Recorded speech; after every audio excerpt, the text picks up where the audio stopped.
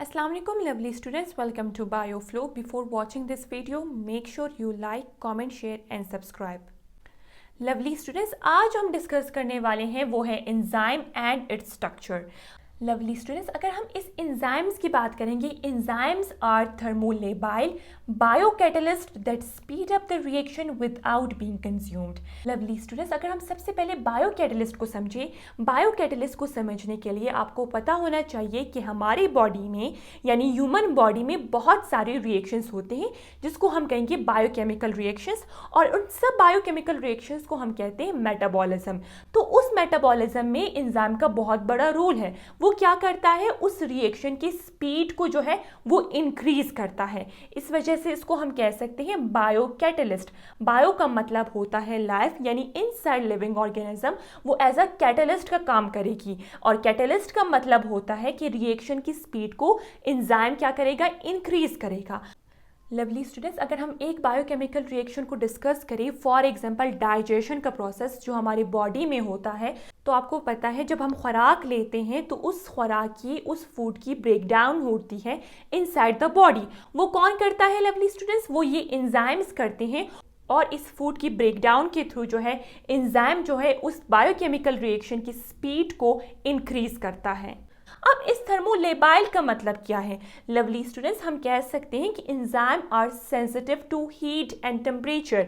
यानी अगर inside body temperature में चेंजेस आती हैं तो एंजाइम नॉन फंक्शनल हो सकता है या फिर इनएक्टिव हो सकता है, वो फिर अपना काम सही तरह से नहीं कर सकता। और वो टेम्परेचर के दोनों केस में हो सकता है लवली स्टूडेंट्स। अगर टेम्परेचर इंक्रीज होता है फिर भी एंजाइम क्या हो जाता है, वो इनएक्टिव हो जाता है, या उसका शेप जो है वो ख़राब हो जाता है जिसकी वजह से वो नॉन फंक्शनल हो जाता है। और टेम्परेचर की डिक्रीज होने से भी जो है एंजाइम इनएक्टिव होता है।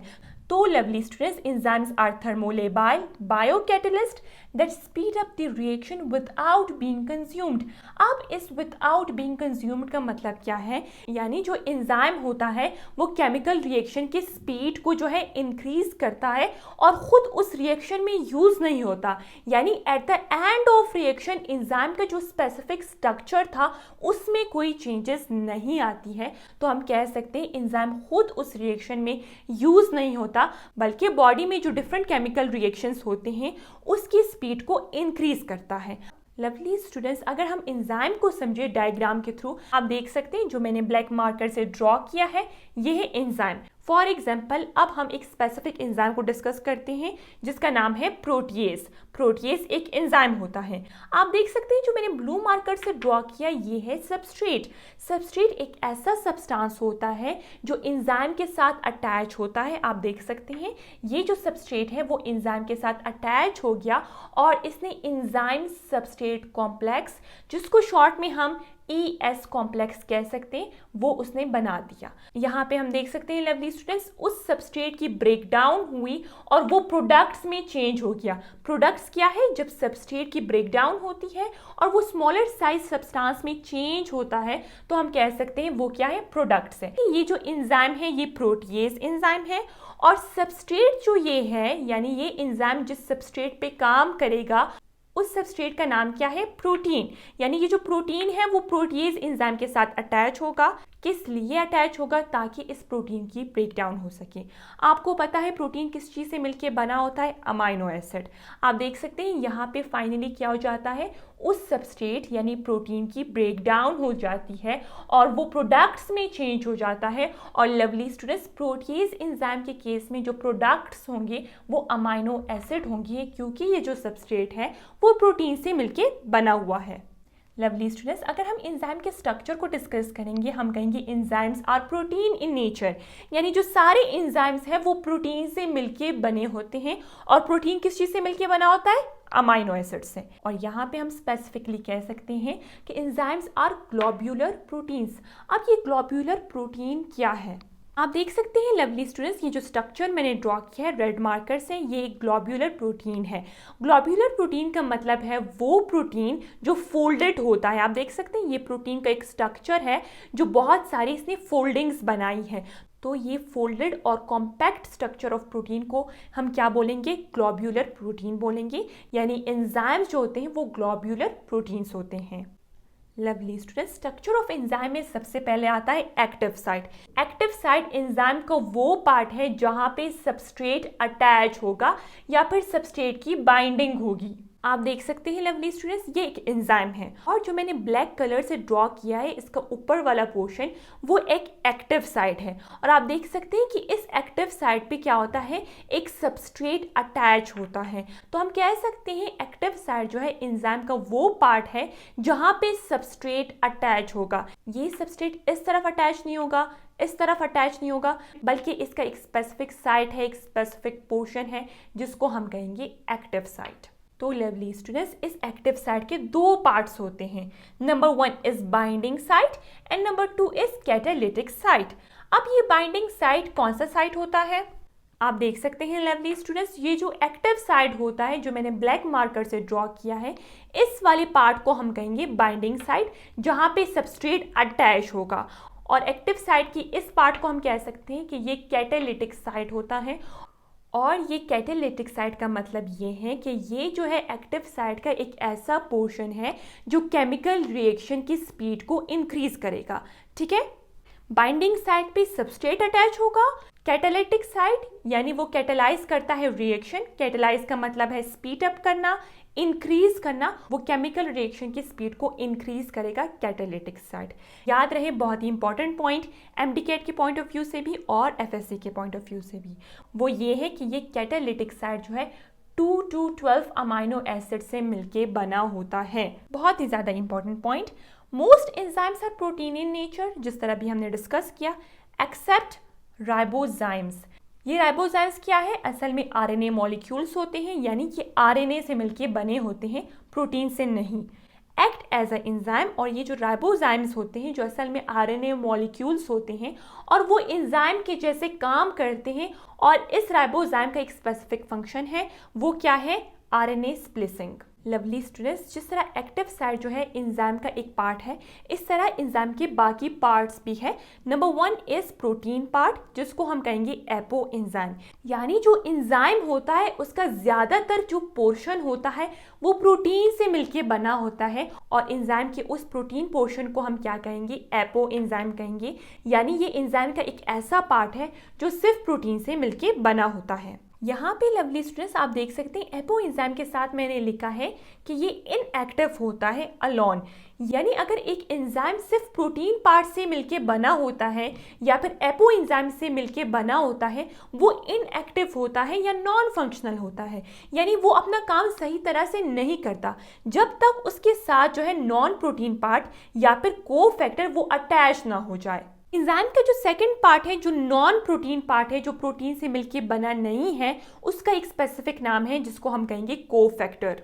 आप देख सकते हैं लवली स्टूडेंट्स, इस एंजाइम के साथ जो रेड मार्कर से मैंने ड्रॉ किया है ये कोफैक्टर है, नॉन प्रोटीन पार्ट है एंजाइम का। जब ये कोफैक्टर जो एक नॉन प्रोटीन पार्ट है और ये एपो एंजाइम के साथ यानी प्रोटीन पार्ट के साथ जो है अटैच होगा, तो उस एंजाइम को हम कह सकते हैं वो है होलो एंजाइम। होलो एंजाइम जो है एक्टिव एंजाइम होता है, फंक्शनल एंजाइम होता है, वो सही तरह से अपना काम कर सकता है। आप देख सकते हैं लवली स्टूडेंट्स, इस प्रोटीन पार्ट के साथ यानी एपो एंजाइम के साथ जो है एक नॉन प्रोटीन पार्ट जो मैंने रेड मार्कर से ड्रॉ किया है, जिसको हम कहते हैं कोफैक्टर।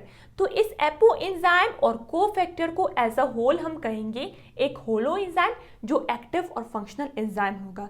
लवली स्टूडेंट्स, ये होलो एंजाइम का पॉइंट बहुत ज़्यादा इंपॉर्टेंट है अगर हम इसको एमडीकेट के पॉइंट ऑफ व्यू से देखेंगे। नेक्स्ट में लवली स्टूडेंट्स, ये जो कोफैक्टर होता है जो बहुत ज़्यादा इंपॉर्टेंट पार्ट होता है एक एंजाइम का, जिसकी वजह से जो है एक एंजाइम एक्टिव हो जाता है या फिर फंक्शनल हो जाता है। इसके 3 टाइप्स हैं। नंबर 1 इज इनऑर्गेनिक कोफैक्टर, यानी कोफैक्टर जो है वो असल में मेटल आयन से मिलके बना होता है, जिस तरह मैग्नीशियम आयन और जिंक आयन। तो एक ऐसा कोफैक्टर जो मेटल आयंस जिस तरह मैग्नीशियम आयन और जिंक आयन से मिलके बना होता है, उसको हम कह सकते हैं इनऑर्गेनिक कोफैक्टर।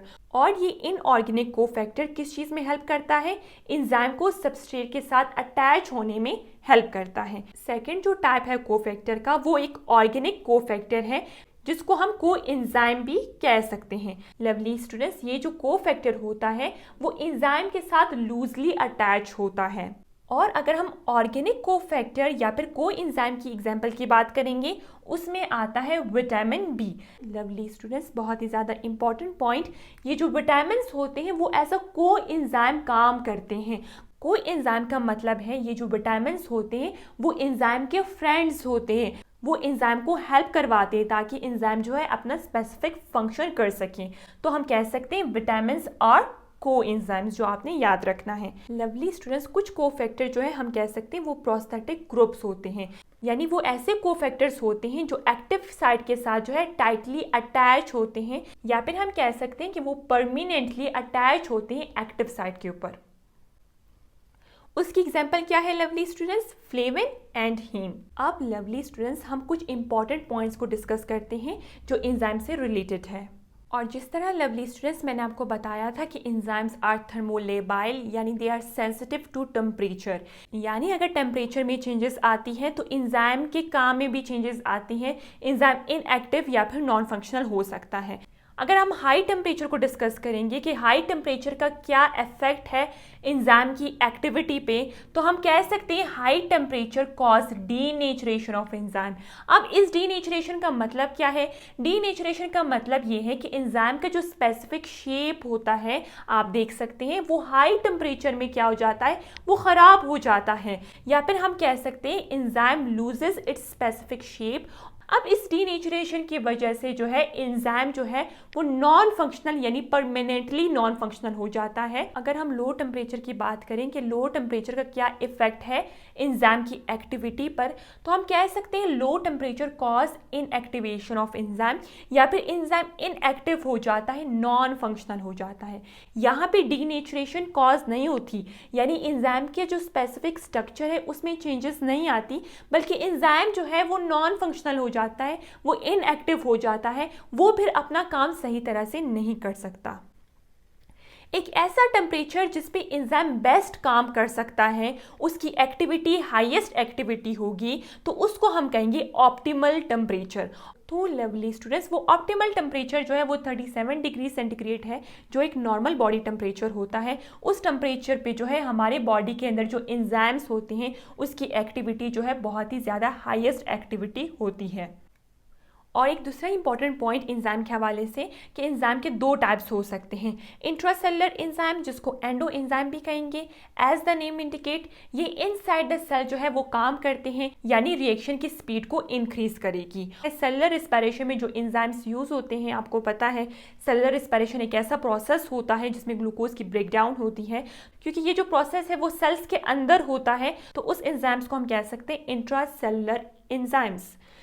सेकेंड जो टाइप है एंजाइम की, वो एक्स्ट्रा सेलुलर एंजाइम, जिसको हम एक्सो एंजाइम भी कह सकते हैं। वो एंजाइम जो आउटसाइड ऑफ सेल जो है अपना काम करेगी, केमिकल रिएक्शन को या फिर रिएक्शन की स्पीड को इंक्रीज करेगी। और आपको पता है डाइजेशन के प्रोसेस में जब हम फूड लेते हैं तो फूड की ब्रेकडाउन होती है, और जिस एंजाइम की वजह से फूड की ब्रेकडाउन होगी वो एक्स्ट्रा सेलुलर एंजाइम्स होते हैं। वो सेल के बाहर जो है उस फूड की ब्रेकडाउन करते हैं। तो लवली स्टूडेंट्स, ये था एंजाइम और उसके स्ट्रक्चर के हवाले से। अगर आपको ये वीडियो पसंद आई तो आपने वीडियो को लाइक ज़रूर करना है और चैनल को सब्सक्राइब करना है।